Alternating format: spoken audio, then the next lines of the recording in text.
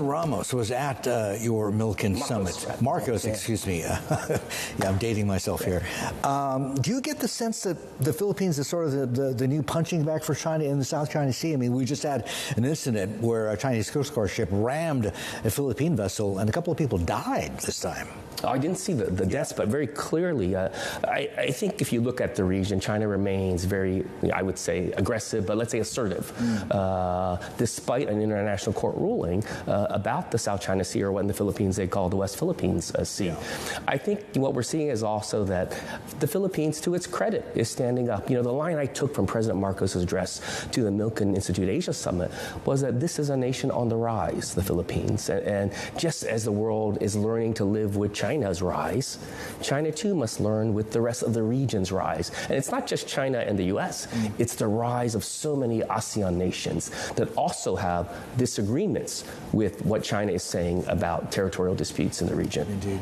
And if we can link and join the dots between Southeast Asia and the value proposition now and the value proposition then with China, the China Plus One strategy really has some clear momentum to it, whether it's Malaysia, whether it's Philippines, Indonesia, Vietnam. President Biden recently visited Vietnam and upgraded the relationship there. How much more mileage is there in terms of the supply chain redistribution thematic that's governing Southeast Asia and this momentum that we're seeing?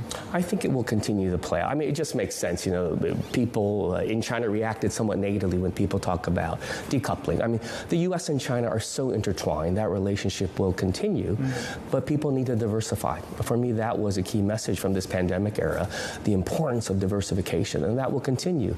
Indeed, when you look at Southeast Asia, you know, Vietnam clearly has benefit and will continue to benefit. My hope is that Thailand, with a new government, will benefit more with more foreign investment flowing into that nation. And when you see what VinFast, a company like VinFast, is doing with expanding into the US, does that tell you that Vietnam is really coming of age now and is punching above its weight in the international stage? Well, certainly, they're one of many nations that are, in a way, coming of age to the degree that the United States also is a willing partner. You know, I've often noted that when we talk about the BRIC nations, Brazil, Russia, India, and China, that people used to think they're going to dominate the future.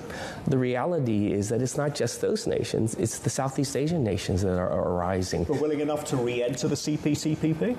You know, that's a political question in terms of the U.S., but very clearly when we think about, you know, I don't remember all my acronyms, IPEF, that, you know, President Biden's initiative to think through a different kind of trade and other relationships with nations here. Yeah, that engagement is so critical.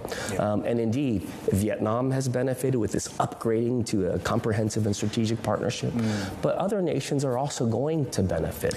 But it doesn't mean that the U.S. shouldn't still engage with China. But clearly there's much more to this region than China and India, which so much dominate the headline these days.